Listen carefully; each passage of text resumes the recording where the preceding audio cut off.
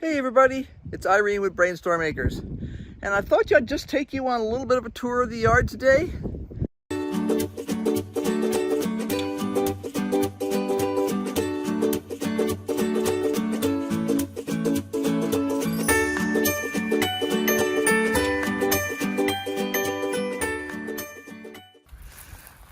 Let's see, this will be another hollyhock in here.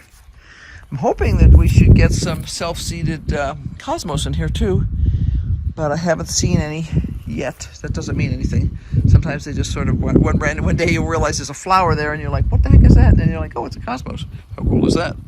So yeah, looking very green. There's our little flower pot garden over here. And these are our miscellaneous collection of junk right now. I don't want to get too much in the shade. The bugs will bug me too much. These are some leftover raspberry roots that we didn't have a place to put, and the other bed that was supposed to be rebuilt didn't happen, and yeah. But this one has already sprouted, and I don't know if the other ones are going to sprout or not. This is garlic, and this is our usual craziness of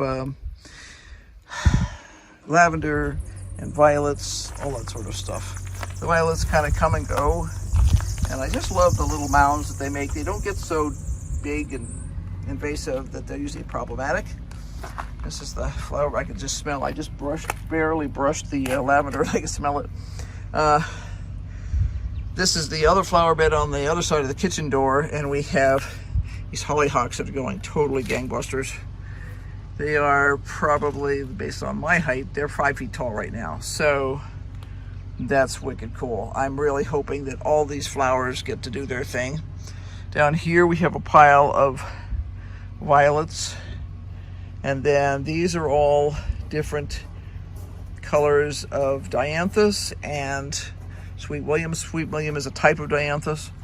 It's all become such a mishmash over here that I wouldn't begin to guess what's what anymore, and I really don't care because they're perennials. They come back every year, and they're gorgeous.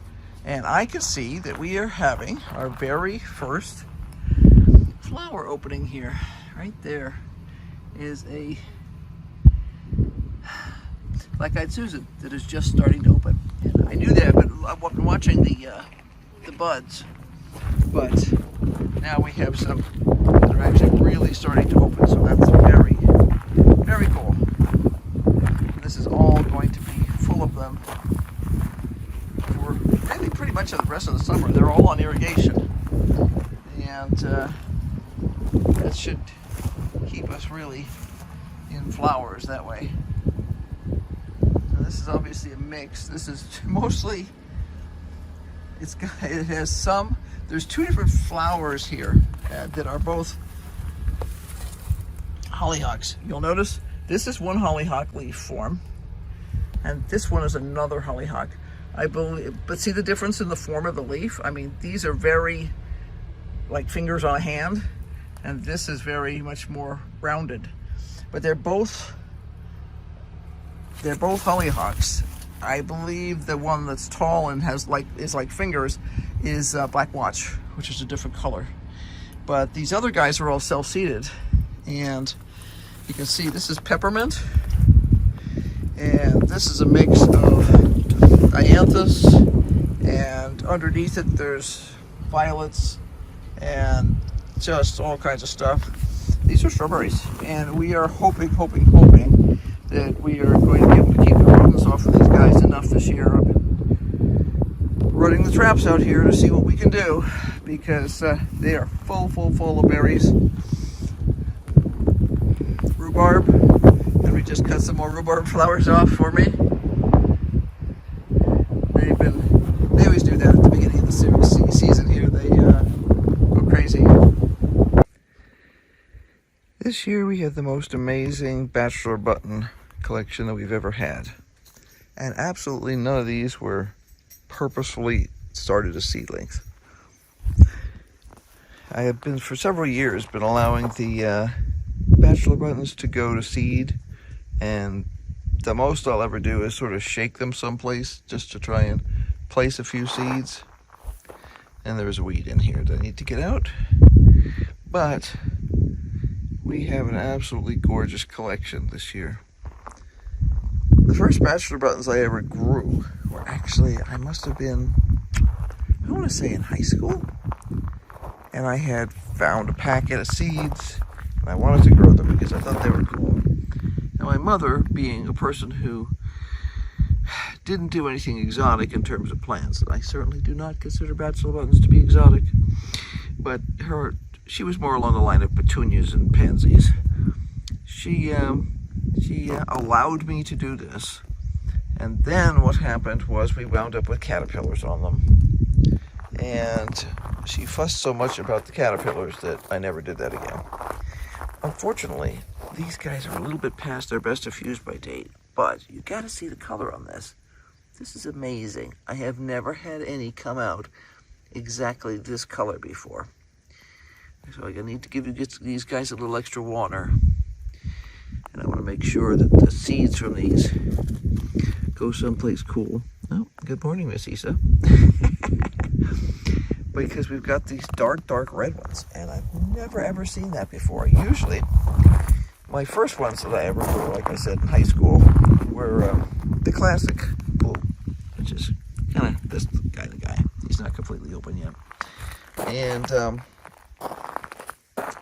in the last, I don't know, 10 years or so, I've been growing them again a lot here, and I just let them go to seed. And there's your classic blue ones. This is what bachelor buttons looked like when I was a kid. They were blue. And now they come in all kinds of amazing shades of pink and white, and apparently red this year. And they're just gorgeous.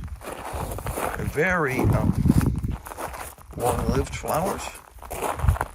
This bunch over here has been blooming for weeks, and every time I turn around there's some new strange color here, and the colors do change over the course of the life of an individual flower too. So these are all kinds of pinks and roses and stuff like that. They're just amazing. And then you have some like these over here are a lighter lavender sort of a color. And I'm trying to get some of the lighting is right on here so we can see the lighter colors. But they make great cut flowers. And, they have there's bunches of them that are popped up all over the place in between the weeds. We have a weed problem this spring that just, no, I mean, we have a time problem. There's not quite enough time to keep up with the weeds. How's that? Plus we have had more precipitation than usual, which means we have weeds. So these have been blooming like crazy again for weeks. Rufus occasionally takes a leak on these, which they really enjoy, because it's not only a source of moisture, but it's also, you know, we have very alkaline soil here. So when urine is actually good for the, the plants here. But these are amazing flowers. And I've been trying to encourage them to spread into these beds a little bit, which you can see they've managed to do a little bit. But yeah, just amazing this year. Very, very happy with them.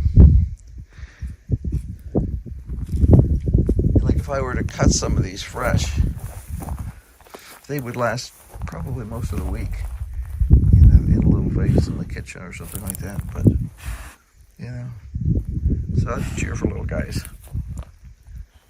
and pretty darn sturdy. I mean, these are next to the beds, which means there's got to be some water, you know, kind of seeping out into the soil.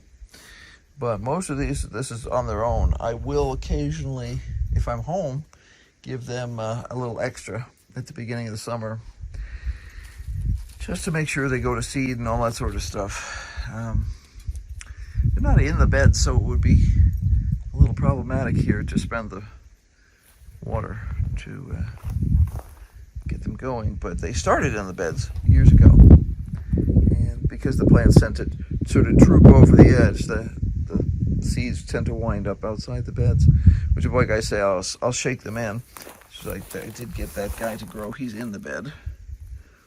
And there's more coming up over here that have just started to bloom. So that's cool.